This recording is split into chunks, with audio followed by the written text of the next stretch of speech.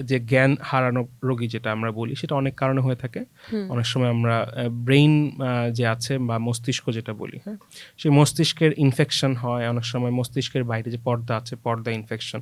বিশেষ করে আমরা এনকেফালাইটিস, মেনিনজাইটিস, হ্যাঁ? এই রিলেটেড রোগীগুলো আমাদের কাছে কথাবার্তা ওলটপালট হওয়া, তাদের কনশাসনেসের মধ্যে একটা অল্টার্ড লেভেল অফ কনশাসনেস বা পরিবর্তন, এই ধরনের সমস্যাগুলা যে কথা বলছিল একরকম, চিনতে পারছিল সবাইকে, হঠাৎ আচ্ছা। করে চিনতে পারছে না। হুম। হঠাৎ করে ওলটপালট বকছে, হ্যাঁ? এই ধরনের সমস্যাগুলো নিয়ে রোগীরা আমাদের কাছে বিশেষ করে যেটা আমরা লাইফ সেভিং মেজার্স অল্প সময়ের মধ্যে আমরা কিছু একটা আমরা অনেক সময় বলি যে ককটেইল থেরাপি।